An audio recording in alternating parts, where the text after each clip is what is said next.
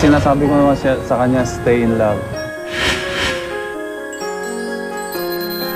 Bitin para kay James Yap at sa kanyang nobyang si Micaela Cazola ang 2 araw na bakasyon sa Punta Fuego kamakailan. Masaya dahil kahit papaano nakapagpahinga kami. Kahit 2 days lang. 2 days lang binigay sa amin kasi may game nga kami. Mag-ano na kasi, magpa-quarter finals na. So kailangan balik practice. Di pwedeng mahaba yung pahinga dahil nawawala ka sa kondisyon. Samantala kahapon April 19, ang ika-7 kaarawan ng anak nila ni Chris Aquino na si Bimby. Pero idinaos ang advance celebration nitong April 8. Paano ba nabuo ang planong paghahanda ng party na yon? Gusto ko sana bigyan ng party yung anak ko. Pero naisip ko na bakit hindi ko i-try si Chris na i-text. Kung nasa isip ko yung kumbaga pagsama na lang para mas okay, di ba? Kahit kasi pag 7th birthday, parang special talaga yan, di ba? So, yun, nilakas ko yung loob ko na mag-text sa kanya. And thank God, nag-reply siya sa akin. And then, okay naman siya dun sa idea ko na mag-share na lang ako para kahit papaano makita ni Bimby na kahit wala na yung nanay at tatay niya, nandun pa rin yung support sa kanya, di ba? At least masaya naman lahat, naging successful naman. Ayun, nakikita ko naman si Bimby na masaya siya.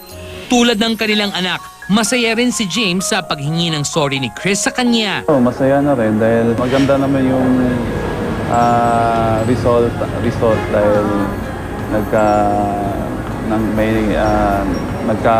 nag-sorry kami, di ba? Kaming dalawa. Siyempre magaan. Kasi yun naman talaga pinag-pray ko na maging okay kami. Masaya ako dahil na-appreciate na yung mga ginawa ko before na nilove ko si Josh, na-appreciate niya yun. Hindi ko ina-expect yun kasi hindi naman siya nagpapakita ng, alam mo yun. Even James apologized to his ex-wife. Nag-sorry ako sa kanya dahil nagkulang ako as a partner niya before. Nag-sorry ako sa kanya dahil yung husband material baka wala sa akin. Yung hinahanap niya na husband material wala sa akin. So hindi ko nabigay. So basta ang mahalaga is happy na siya ngayon, happy ako ngayon, move on na lahat. So, yun, at least, ang focus na lang talaga namin is paano palakihin yung anak namin. Pinaglaban ko naman sila. Pinaglaban ko talaga na maging mabuo pa rin yung family. Siguro, hindi lang talaga kami para sa isa't isa or hindi ko alam talaga. Ako, wala akong regret. Basta ang isipin ko, nagkaroon kami ng Bimby, nagkaroon ng anak. So, wala akong regret. Basta isipin ko lang na meron kaming matalino, bako, matangkad na anak, di ba? Bibo. Nais ding itatak ni James sa isip ng kanilang anak that he and Chris had shared beautiful memories together despite their failed marriage. May pinakita akong picture sa kanya, yung old picture. Gusto ko lang iparating din sa kanya na meron naman kami mga masayang di ba? Masayang time, di ba? Na magkasama kami ng mama niya. So, yun, di ko pala alam na sinabi niya pala sa mama niya na I think Papa still love you. Kasi tinatago ko pa daw yung mga old picture namin. Ano naman ang reaksyon ng kanyang kasintahan sa pag-aayos nila ni Chris? Doesn't Micaela feel jealous? Nagtatanong kung kamusta kayo, ganyan-ganyan. Pero selos, hindi naman siguro nagselos. Oo, hindi naman. Napanood niya kung ano yung interview niyo ni Chris? Oo, napanood niya. And then, nag-text naman si Micaela kay Chris na pasensya niya. Pero bakit hindi nila pina-follow ang mga ipinost ni Chris sa kanyang Instagram account? Ayaw ko lang. Nag-unfollow ba kayo? Hindi.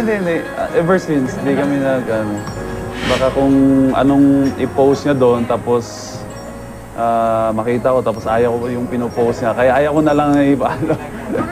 Ganun, pero okay lang yun. Wala namang problema yun. Wala namang problema sa amin.